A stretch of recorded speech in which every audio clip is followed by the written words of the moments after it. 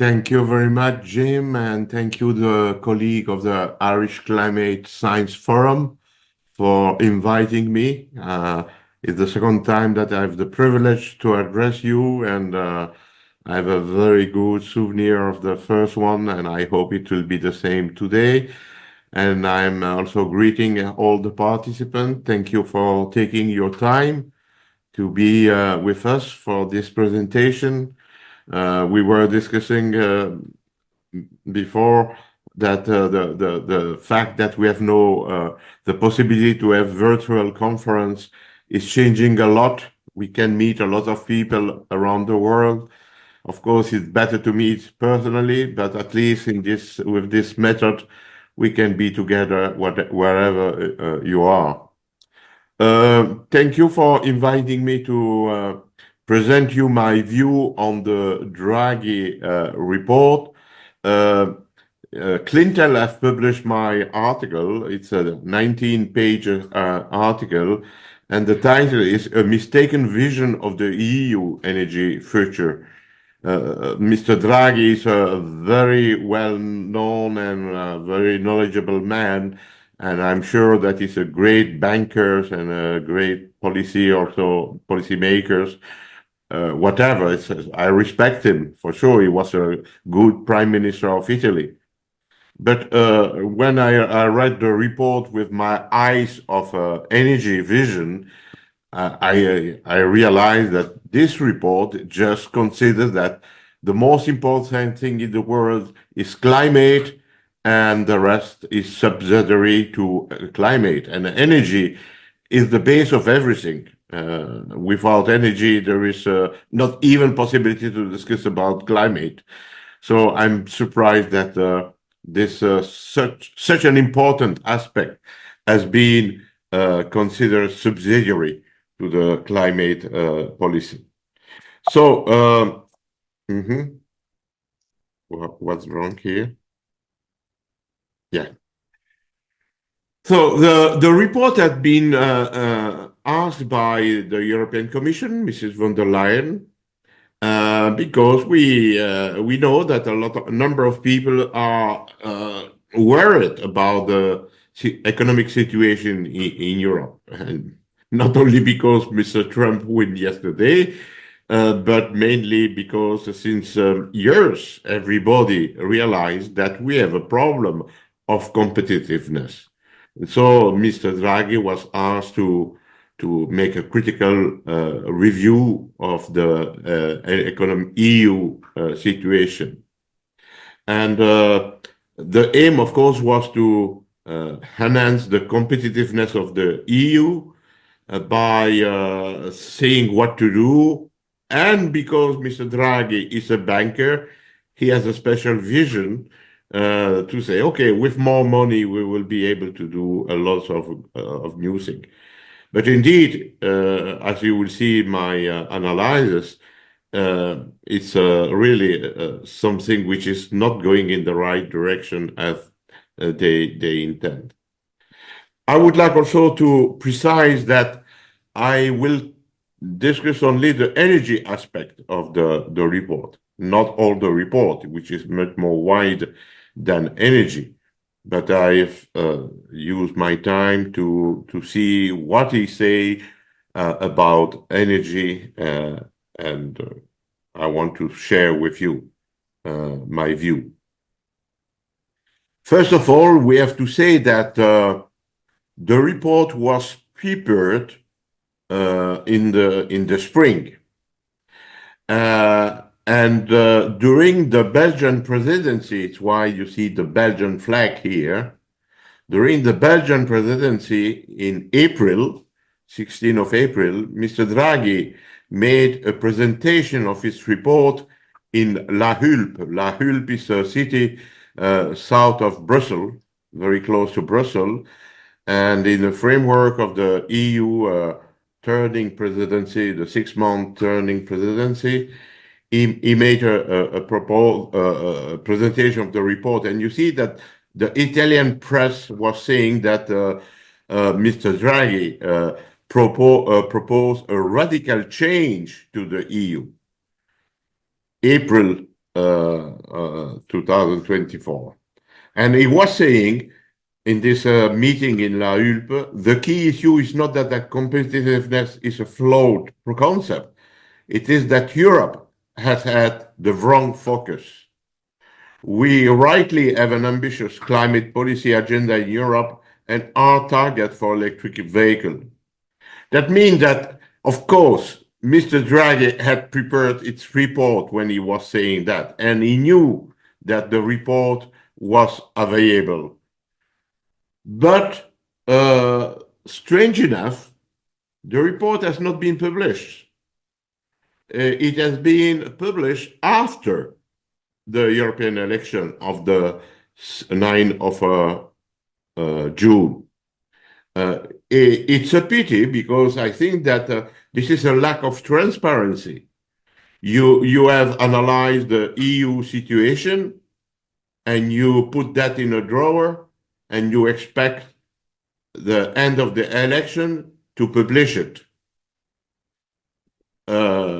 I have no proof that this came on purpose, but it's quite very strange to miss this opportunity to inform the citizen on why the EU is losing competitiveness. It's very paradoxal that in April, Mr. Draghi said that we had the wrong focus, and nobody know what was in the content of the report except maybe Mrs. von der Leyen. So I consider this very unhappy, not to use other words, because at the end, if people and politicians, if voters would have known why we have a problem, they might have voted differently. So, okay, that's too sad, but it's like that policy is operating. So what were the key analyses of Mr. Draghi? He confirmed, it's why the report was asked, he confirmed that we face severe competitiveness drawbacks in the EU. We have difficulties. The other are continuing to improve their competitiveness, and we are losing our own. And we declined, he mentioned 10 to 15% since 2021.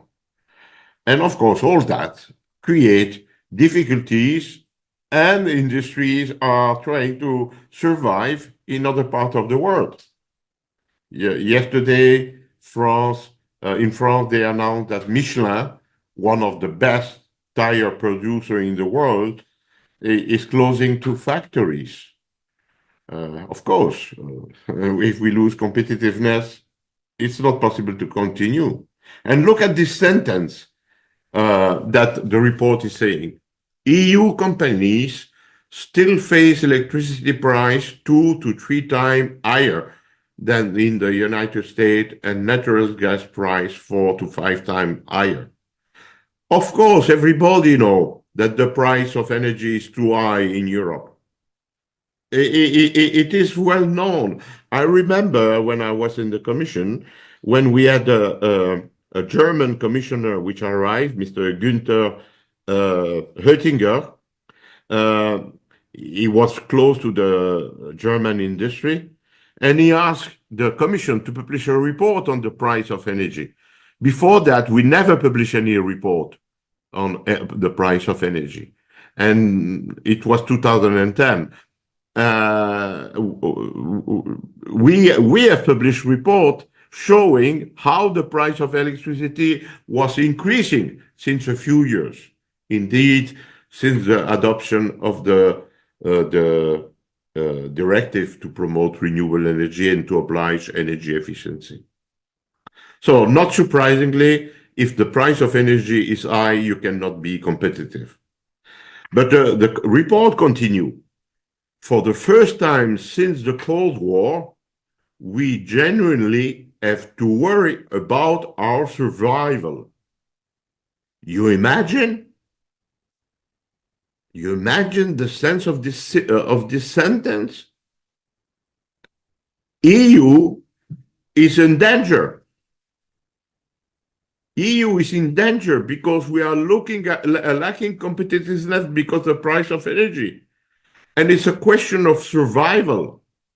You know, I'm quite critical about what the EU is doing now, but I am very much in favor of the EU. I think that we cannot do as a European without EU. We need to collaborate amongst us. Who is France or Ireland or Italy in the world, if not the EU? But if we continue with the present policy, according to Mr. Draghi, we are to be worried about tomorrow. It's why it's a pity that the report has not been published before the election. I'm sure that with such a sentence, the result of the election would have been different. So the report continues, and he said that indeed, the current policies are the correct one. We need to continue to push for aggressive decarbonization. So it's quite surprising. You analyze the situation, you see that it's very sad and dangerous situation, but you state that you will continue with the same objective, decarbonization, which have created the increase of the price of energy. And you will find a solution that with increasing public funding for green initiative, it will be better. But this is precisely what we are doing since 2000. Since 2000, we have directive, continuous directive to push for green initiatives. But this is going to destroy our economy, and at the end, we become weak and weak, and not only become weak and weak. Our weight in the world is reduced, and our impact is minimized. So I'm surprised to see a report where at the end they continue to continue what we have done. So, despite the acknowledgement that we have issues with the competitiveness, with the price of energy, the report remains committed to the enforced green transition without addressing the cause which have created this difficulty. And indeed, the report says, we have a problem, but let's continue. So quite surprising as an analysis. How is it possible that such bright man like Draghi just say, okay, we will put more money and we will succeed in this strategy? And of course, the strategy is based on renewable energy. The report insists a lot on renewable energy.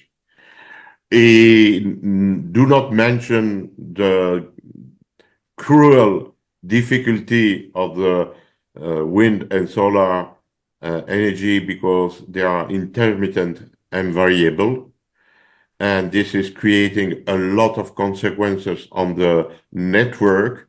You know, you know that. I'm sure that you know that. But when you talk to people which are not in the field of energy, it's very, very surprising to see that so many people ignore the consequence of the intermittency and variability. You need to spend a lot of time to explain non-energy people what it is and the consequence. They believe that just putting more wind and more solar panel will solve everything, and they do not even understand the consequence on the network, which is increasing, of course. The price is increasing constantly. We need to spend more and more money for the network to operate it because of the intermittency and variability. And this is why the report says that we need to spend more money for supplying the equipment, more money to the network, and more money for the subsidies. It's really surprising that they complain that the price of electricity is high, and they proclaim to continue with the same strategy to develop the expensive, intermittent, and variable energy. And of course, all this need subsidies. Without subsidies, you do nothing. I think that we should repeat that regularly. You remove subsidies and everything collapse. You don't see always the subsidies, but they are there. In a way or the other, you stop subsidies and the green electricity collapse. And this is also a big problem for our competitiveness, because today all the equipment are made in China. And if we have to buy equipment in China and to install it here and to subsidize it, it's really a strange market, very strange market. There is nothing free in the market. We are not in a free market. We are in a controlled market by policy maker and by the Chinese industry. So it's a completely wrong strategy. Furthermore, this report neglects the nuclear energy. The word nuclear is mentioned 5 times in the report. But each time in the expression renewable energy and nuclear. You will never find the word nuclear alone. It's always talking about renewable and nuclear. Why? Because they have in mind zero emission CO2. That's why they mention nuclear energy and renewable energy. And there is no vision for the nuclear. Of course, this plan would have not been accepted by the German and the Commission if there was a mention of a strategy for nuclear energy. Because it's clear that Germany have not given up this willingness to kill nuclear definitively in Europe. No mention about the development of technology on nuclear energy.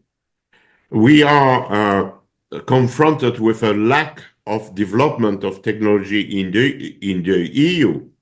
There is a lot of advanced reactor, breeder reactor, generation 4 reactor, high temperature and molten salt reactor, which are prepared by the Chinese, the Russian and other countries. And nothing in the report about that, because they are not interested in a long-term strategy for energy supply. They are just interested in decarbonizing the economy. They do not take care about the SMR technology, which is something different of what I mentioned with the other reactor. The other reactor that I mentioned can be large or small modular reactor. So a lot of people are confusing the two. And clearly, this is the base for the future of the EU electricity. If we want to have more electrical vehicle, more IE, or more internet, it's clear that we will need much more electricity. And we cannot rely on wind and solar for the increase of the demand of electricity. So I think that if we want to prepare a bright future, we need to have a strong nuclear technology development in the EU, which anyway It's an obligation for us. In 1957, in Rome, we signed the treaty, the Euratom Treaty. And the Euratom Treaty, Article 1 say clearly, the Euratom community shall be the task of the community to contribute to the raising of the standard of living of member state and to the development of relations with the other countries by creating the condition necessary for a speedy establishment and growth of nuclear industry. I insist on this, you see, standard of living. The founder of the EU know that our standard of living is depending on nuclear, not only of nuclear, but nuclear has a role to play if we are still taking care of the standard of living of the people.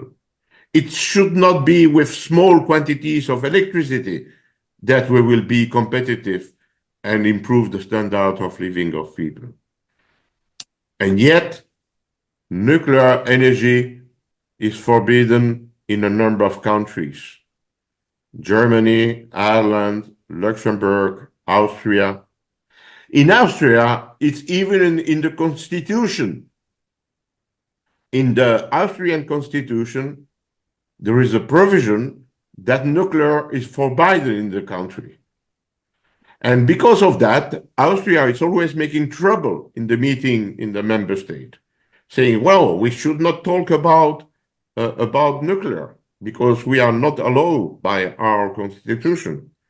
But we have a treaty obliging the Commission to implement the development and the growth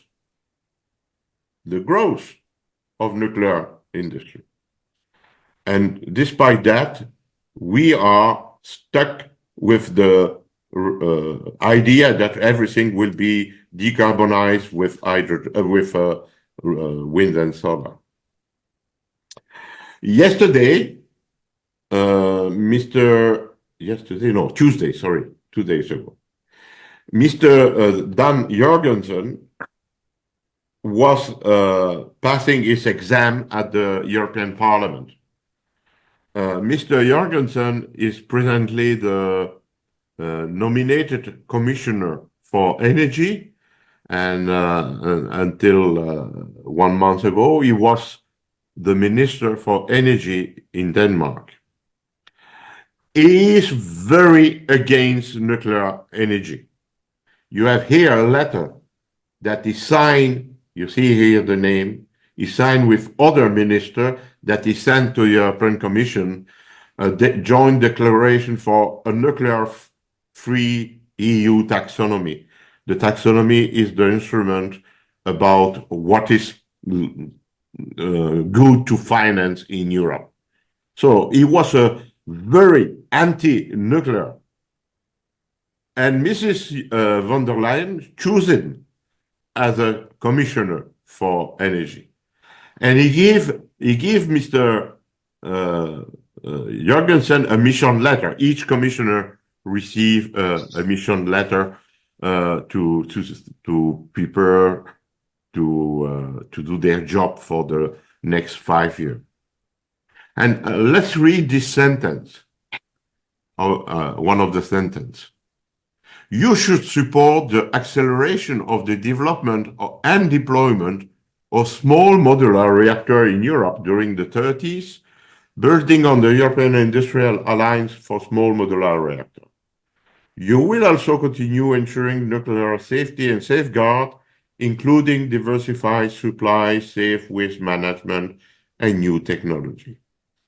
So the second sentence is crucial because the Euratom Treaty, since 1957, provide safeguard on nuclear and strict control of the supply. Indeed, there is an agency the Nuclear Supply Agency, which is controlling everything.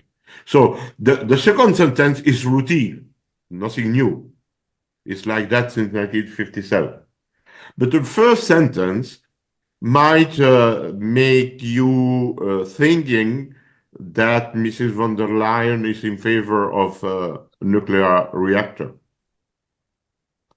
It is not the case. This is a trap because what she is proposing is to work on the development of SMR. And if you remember what I told you, SMR is only a small part. The real big development in the future is this one. And there are reactors which you can buy and install right away, while SMR are still in development. Don't take me wrong.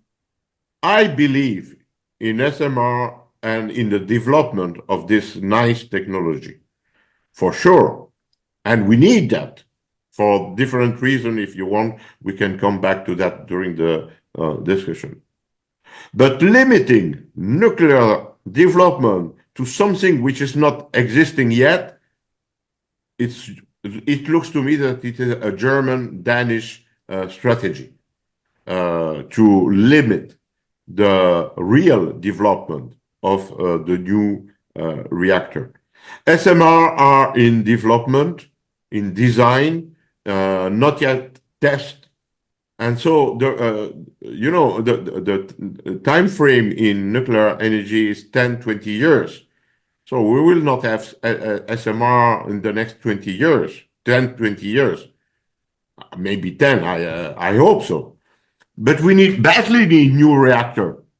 We badly need new reactor, not only to increase the production, but also to replace existing one. And it is not in the mission of Mr. Jorgensen. Another big surprise is that Draghi Report mentioned oil only once.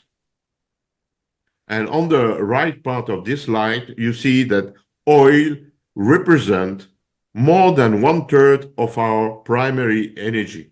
And indeed, oil is the most important energy in the EU, despite all the fact that nobody likes oil. If there is no oil, we stop transportation immediately. And therefore, we need oil. But there is no mention of oil in the strategy of Mr. Draghi. Of course, all the EU has forgot this fuel, this energy, because it's not politically correct. But if you look at what is happening in the world, it's the reverse. Everybody is looking for oil, increasing prospects for researching the new field to provide more oil to the world, because we badly need in the world and the EU oil. And we are dependent, and nobody say in this strategy, well, maybe we should look what it's possible to do in the North Sea. Maybe it's possible to do something different. We have been so successful for many years in developing the North Sea, and now it's forbidden to look at that. And ignoring the importance of oil, you submit your geopolitical policy of the EU to the other countries, because you will not escape to burn oil the rest of this century. But ignoring that creates a dependence on a number of countries and misleading the people that we can do without that. And indeed, I want to show you what is going on in the BRICS countries. We will come back to the BRICS in a few minutes. Look what happens the last 10 years in the BRICS countries. Sorry, what's happened here? Yeah. During the last 10 years, the BRICS countries have increased their demand with more oil, more gas, much more coal, a little bit more nuclear, more hydro, and more wind and solar. So it's clear that wind and solar are increasing everywhere, but fossil fuels are increasing much more than renewable energy. And the EU is the reverse. Only wind and solar is increasing and all the other are reduced. So you should not be surprised that the price of electricity in Europe increased because it is based more on expensive energies, and the cheap energy are limited. While in the BRICS country is the reverse. The renewable energy represent nearly 20% of the total demand of increase. And what is the consequence of the CO2 emission? Well, the EU can be proud to have reduced by 500 million tons the CO2 the last 10 years. But look what the BRICS have made, more than 2,000.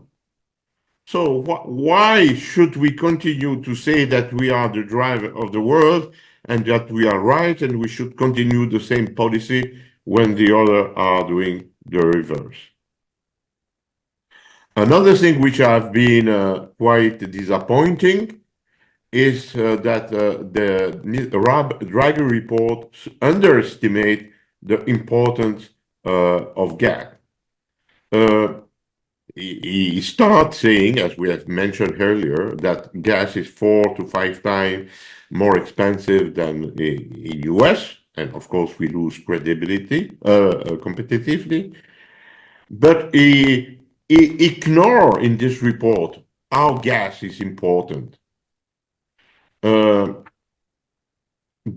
70% of the natural gas in Europe is used to produce flames for heating purpose, not to produce electricity in power plants.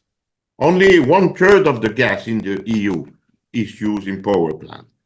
Most of the gas in the EU is used for industrial purpose, for domestic purpose, for industry, for SME. There is not one single industry where there is no flames. And you can have flame with coal, but it's the 19th century. You can have flame with oil, but it is the first part of the 20th century because it is so expensive. And so, since the 60s, 70s, we massively use natural gas in all the industry. And Mr. Draghi dare to say that we need to continue gas until 2030. That means 6 more years or 5 years more. And after that, you need to stop. But how are you going to run your industry? How are you going to produce cement, which is produced with a flame of gas over the calcite? How are you going to produce glasses, which is produced by smelting sand, dolomite, and in a oven burned with gas? Are you going to produce chemical feedstock? All the chemical feedstock are based all on oil, on gas. And this was the big advantage of Germany, to have cheap gas from Russia for the chemical industry. But this report ignores all that, no mention, just mention of wind and solar. And same thing with LNG. He mentioned LNG here, but very en passant, not because it is considered important. I think that this is the larger mistake in the report. You can like or not nuclear. You can discuss that nuclear can be replaced by wind, but flames will not be replaced by wind. Flames remain a fundamental thing for the future of the EU. And Mr. Draghi said that in 2030, we will not need it anymore. And same thing with the mission letter of Mr. Jorgensen that Mrs. von der Leyen draft. She didn't mention gas. So this new commissioner have to develop wind and solar energy. Look at the price of electricity. Of course, he is asked to look at the price of electricity. Look at the price of, prepare the SMR of the future, but do nothing on gas, because gas will disappear for them in 2030. It's totally ridiculous. And if we come back to the beginning of the report with the climate policy, if you don't realize that the competitiveness is destroyed by expensive and useless climate policy, then you are really a big naive. Surprisingly, they continue to say that we need to be the leader in the fighting for climate change, to have an aggressive policy, and to continue to promote the same policy because we were on track to net zero, and to continue in this way.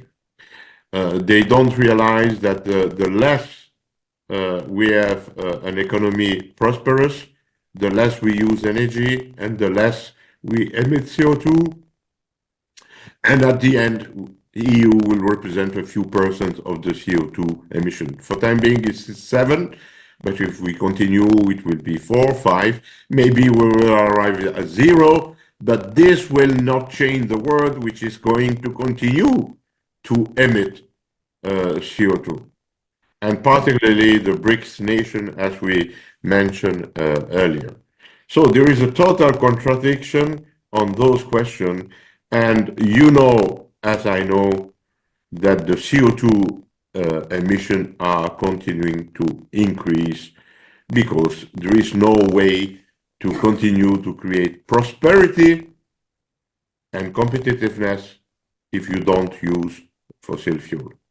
You see that the decrease here is the subprime period, right? 2008, 2009, the COVID slowdown, but then we start again in the world to increase the CO2 emission. Of course, the EU is decreasing, not only because we produce renewable energy and we want energy efficiency, but also mainly because we lose competitiveness, as the report is saying.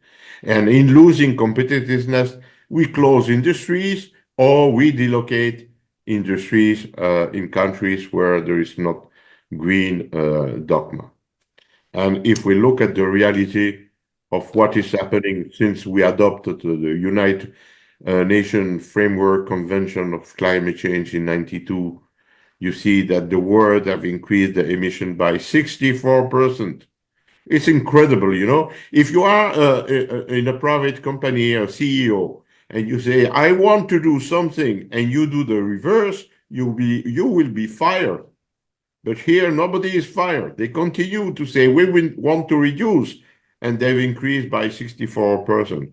But if you look at the other country, you see it is impressive, the increase. Look, Indonesia, nobody talk about Indonesia. 347% increase since 1992. Vietnam, 1,600 since 1992. Of course, EU have decreased, but not for good reason. USA have decreased for good reason, because they stopped to burn coal and they use shale gas, as we will see at the end. So we are wrong in this EU policy on decarbonization. We lose competitiveness, we miss the point with our future, and nobody care about CO2 emission in the rest of the world. And Mr. Draghi continued to repeat that we need to have a rapid energy transition. A rapid energy transition is not existing. It has never existed.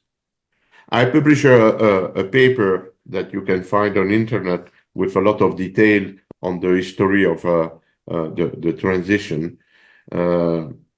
The transition has never occurred in the past because not one single energy have been abandoned because there was a new one. we had two major breakthrough in energy technology, but not transition. The first major breakthrough has been the use of nuclear energy, because this was really new in the 50s, 60s. And the second one is shale oil and shale gas that I will mention in a few minutes. But the rest is going on, always going on. And uh, I don't know if you know the work of Mr. Cesare Marchetti.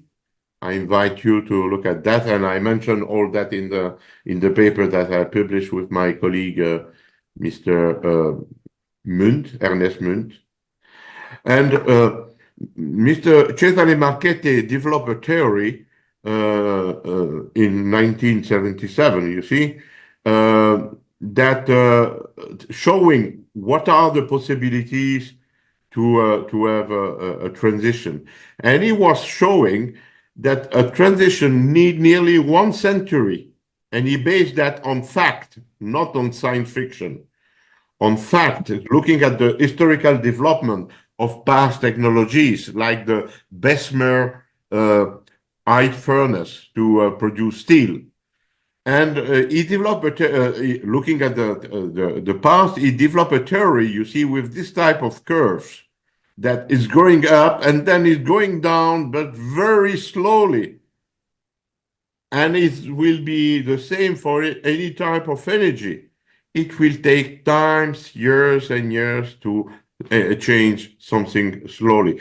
And you see here, we put on this graph what happens with for oil, for example. The demand have increased, and according to the model of Mr. Cesare Marchetti, it should decrease, but very slowly. But for time being, you see that we are still there. There is no decrease. And if you look at gas here, natural gas should go there, and we are here also still increasing. So the message is that it's impossible to change drastically an energy system. You might ask why there is a Remington machine there. The Remington machine has been developed at the end of the 19th century, and the keyboard is the same that the one I have on my table and you have on your computer. Why the keyboard was not A, B, C, D, E, as it would have been logic? Because when they develop the typing machine, they calculate the frequency of the succession of the letter. And this was fundamental in order that the arm, those arms here, when you type quickly, do not shock with the other. And it's why, after so many research, they realized that it's better to put the Q here far away from the A and far away from the H, for example, in order to be able to type quickly. But today, with a computer, we have no arm. We have not font there moving. And yet we use the same typing system. Why? Because once that you develop a technology, it's difficult to remove it. And once that you develop a technology, it remains there. You are locked with previous technology. And the Green do not want to understand that we are locked with fossil fuel. For many reasons, it will not disappear, and Mr. Draghi missed the point on this. Another interesting thing that the report is saying, this is not for energy, but I cannot avoid to mention that. It's Mr. Draghi recognized the burden of the EU bureaucracy. Impressive burden. He gives number. You see, Since 2019, the EU have adopted 13,000 acts. You imagine? And in the same time, USA only 3,500. And all those acts are affecting the SME, at least 80% of those acts. So small enterprise are have to deal with bureaucracy. This summer, I was on holiday with my family in Greece island, and the children, my nephew, start to play with other children, and at the end we met the parents, and the lady was a French lady working daily in Germany. She is living in Alsace and commuting every day to Germany to work in a German company. A German company with 60,000 people. And her job is to analyze what will be the consequence if the company do not respect some acts dealing with sustainable development. Because every companies have to report on CO2 and sustainable development criteria for their product. This company that I mentioned was producing very tiny equipment. I cannot mention to be sure that you will not discover which company it is.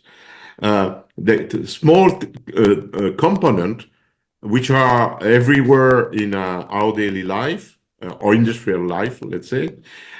But they produce it with 1,000 of or smaller component.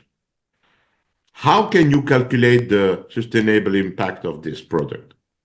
And so this lady that I met was calculating if it is worth reporting or it's better to pay the punishment with a quantity of euro. You imagine that this is a company. All the companies are facing this type of bureaucracy, creating bureaucracy that has been invented by the policymaker in Strasbourg, not the Commission. Please make a difference. I will explain you if you want. So really very expensive, and it's urgent to say that we need to simplify. And for this, I have to admit that Mr. Draghi is right. Very quickly, Mr. Draghi is a banker, and for him the solution is bank.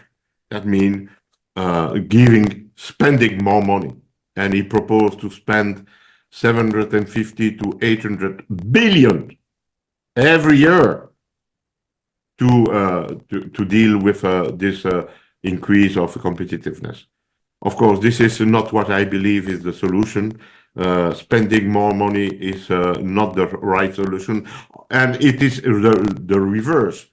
The mess in which we are is because we subsidize everything, and we should stop subsidizing things, and then it will be better. But the Draghi report say the reverse. And of course, people in the EU like this concept that we need to give more money to everybody. So I think the solution will be the reverse: is to create a stable framework, a stable market, and leave the market force deciding what they should do and not give more public money. As I mentioned. Very quickly, they ignore what is going on in the world. They refuse to see the BRICs challenge. There were 5, there are now 10 countries.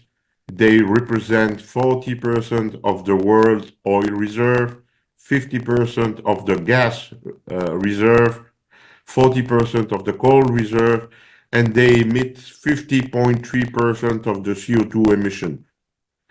And because they represent 3/4 of the population in the planet, you can be sure that in the COP, there will be next COP in 2 weeks' time, there will be no success for the green because the COP have the other interest. But strange enough, no mention of that in the Draghi report, and even more worrying, UAE, Russia, Iran, and Saudi Arabia are not only members of the BRICs, they are also members of the OPEC. That means that a lot of geopolitical games are out of the EU, and we continue to say that we want to go to produce renewable energy. So I think that we need to quickly return to the old paradigm, the paradigm that we should be technology neutral. It should not be the commission to say what type of energy we should use or not. We should acknowledge that oil and gas are crucial. There will be no future of the EU and all the world without oil and gas. And they produce CO2, yes, but it's impossible to abandon oil and gas. We should have a much more balanced mix by leaving the market deciding what to do and promoting the nuclear development, as I say. Why not renewable? Of course, renewable, but without subsidies. And if they can compete without subsidies, fair enough. For that, we need also to focus much more on the energy security. You know, if we had the war in Ukraine, no, sorry, if we had the mess of energy security of supply after the war in Ukraine, it's because we neglected the security of energy supply. We abandoned our energy security of supply, focusing only on decarbonization. And the price of energy are not affordable for the industry. It's why we are losing competitiveness, but it's not affordable for citizens neither. So we need to open much more the innovation and not limit innovation to renewable energy like it is for time being. You know, the research program of the EU are only focusing on renewable energy, nothing more. So it's really ridiculous. If you put all the eggs in the same basket, it's not working. You are lost. At the end of the report, Mr. Draghi wrote those sentences that we need to meditate. If Europe cannot become more productive, we will be forced to choose. We will not be able to become a leader in new technology, a beacon of climate responsibility, and an independent player on the world stage at the same time. We will not be able to finance our social model.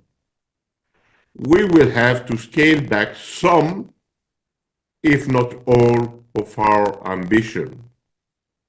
We have reached the point where, if we do not act, we will have to compromise our well-being, our environment, of our freedom. I am really surprised that with such strong statement,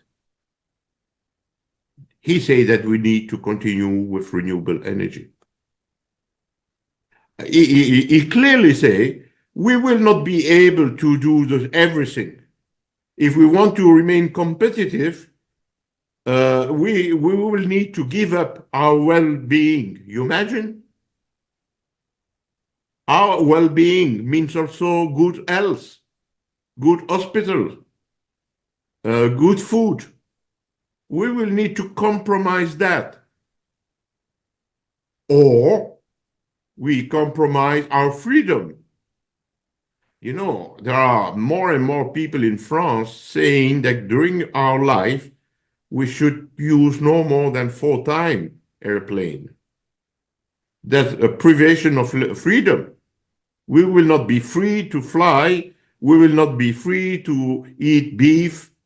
We will not be free to travel to see your children or grandchildren or grandparents because you will be told that you have to stay at home. This is the sense of the sentence, when you say we need to compromise our freedom or to compromise our environment. I think it's time to say, I want to compromise my environment ambition. I prefer to be free and to have well-being than to continue to fight for climate change. Because it's useless, as we have seen, the other will continue to increase their emissions. 5 days ago, Mr. Draghi wrote another piece in the Financial Times, mainly focused on UK, but it's the same conclusion. And he says that the EU may have a stated preference to be a climate leader, a digital innovator, and a geopolitical player. But for now, the revealed preference for its member is different. Without using its fiscal space and reforming its market, it is hard to see how Europe will achieve its ambition. So it's again, Mr. Draghi is not naive. He said that we cannot be a geopolitical player and be a climate leader and convince member states to change their mind and oblige people to stay at home and not to eat meat. He realized that. But what is his solution? Fiscal space. The solution is, again, you see, as a banker dealing with public money, taxing, and so on. So very quickly, you understand that the key message is that our competitiveness is at risk, and we need to fight for our freedom. And this is only possible if we have abundant and cheap energy, like the father of the EU said in the 2nd of June of 1955 in Messina. They clearly say there will be no future if we do not have cheap and abundant energy. And we need to come back to that, to the founding principle to continue to have abundant and cheap energy if we want to remain a EU. Otherwise, what Mr. Draghi say, that we are in maybe at the end of the EU, might become a reality.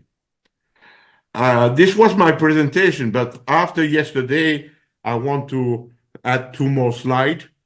Because of course there will be consequences on the Mr. Trump and Republican in the Senate victory. I don't know if you pay attention, but during this electoral campaign, climate was not on the a topic of discussion. They were trying to avoid it. Well, maybe not trying to avoid it, but it was not an issue. The issue were the inflation, the migrant, the freedoms, wokeism. And Mrs. Harris, when she was running for president 4 years ago, clearly said that she wanted to ban the fracking of gas and oil in USA 4 years ago. And of course, she has been grilled by the journalists saying, are you still of the same advice that we should stop producing shale oil and shale gas? And of course, she has been obliged to say, no, I changed my mind. And the journalists ask him, why you have changed your mind? Say, well, because I learned I learned that shale oil and shale gas is good for America. And indeed, to make America great again, they need to drill for more oil, for more gas. And this is also very clear from Mr. Trump. And you will see that this is really such a big change in the coming months that I don't know what the EU is going to do confronted to this big change and the return of fossil fuel. And for sure, America will leave the Paris Agreement. And the shale gas is forbidden in the EU. It's forbidden in many countries, in Ireland, uh, just because the Green have been able to manipulate the public opinion. I was in charge of the file at the beginning, and I remember how quick the decision to ban shale fracking, sorry, to ban fracking has been taken. Very surprisingly, because there was no analysis. It was not a technology or scientific decision. It was just a mere political decision. So we cannot even know if we have shale oil and shale gas in the EU, but we import from USA. You see that USA last year exported 140 billion cubic meter. Nearly 1/3 is coming to the EU. And a number of countries, particularly France, was aggressive for the fracking. Yeah? So you see, it's easy to say, I do not want a technology, but I need to produce what it is produced by this technology. And this is my last slide, showing you the production of gas in USA. It was declining, you see. It's why they start to build gas terminal to receive LNG from abroad.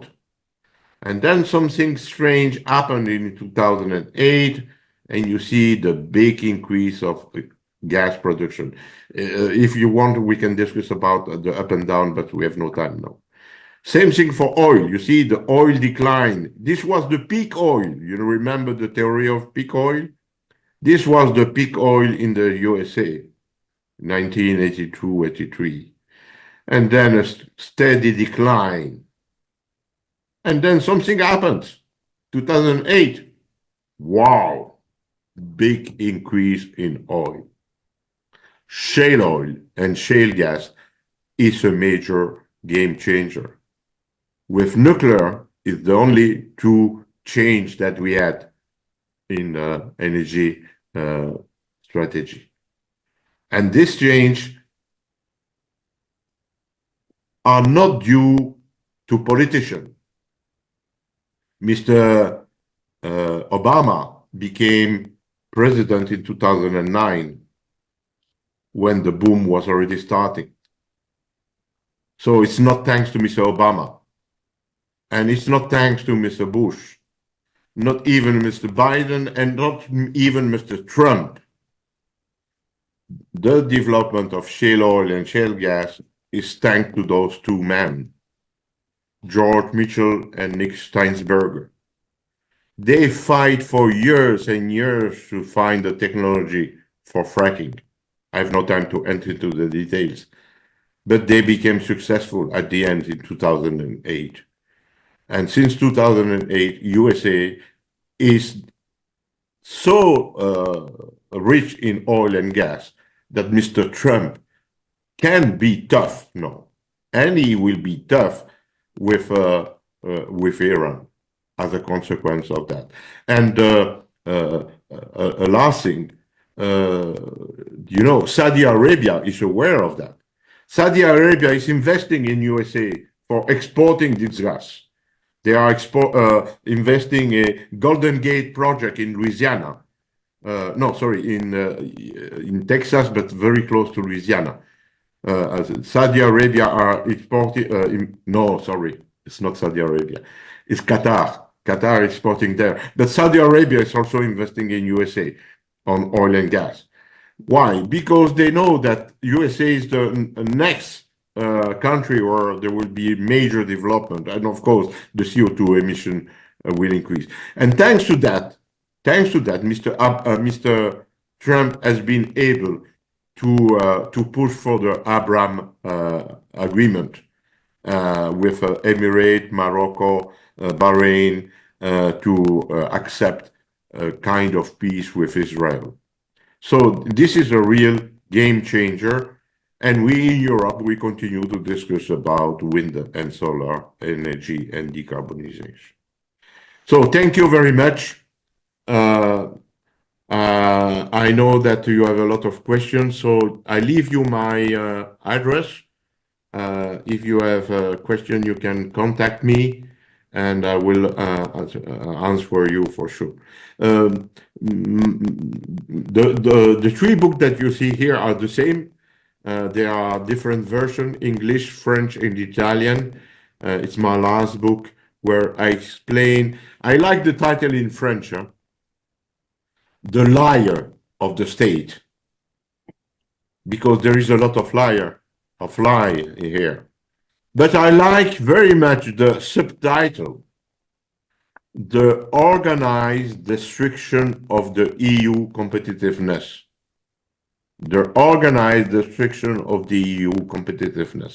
This book has been published last year, well before Mr. Draghi has published his report saying that we are lacking competitiveness. In this book, I explain why we are destroying our competitiveness. But of course, Mr. Draghi have not read my book, and I do not expect that he will do that. Thank you very much.